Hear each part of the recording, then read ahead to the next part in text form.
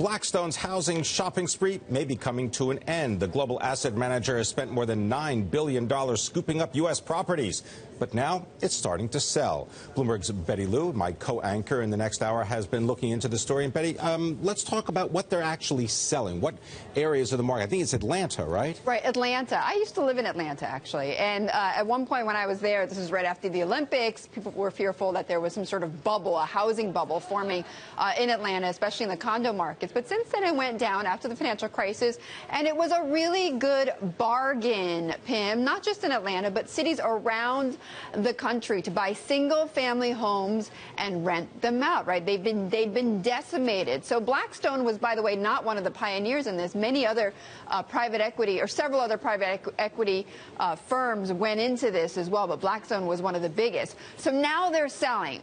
What's the first question you have in your mind when you hear Blackstone selling these homes? Should I sell too? Exactly. Is the market over? Is there a top here in the housing market? Well, that's still to be determined, okay?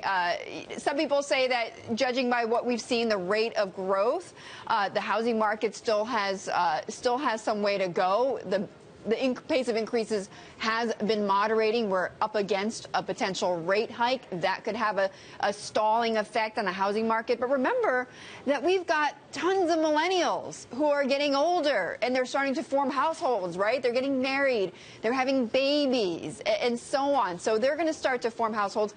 They're going to be the new buyers coming in to the market. So while some people say this might be a top for now, the housing market still has, those who are bulls on the market, still has a lot of room to run. So you got the economist thing on the one hand and on the other hand. Exactly. But is this also, just quickly, is this also an Atlanta issue?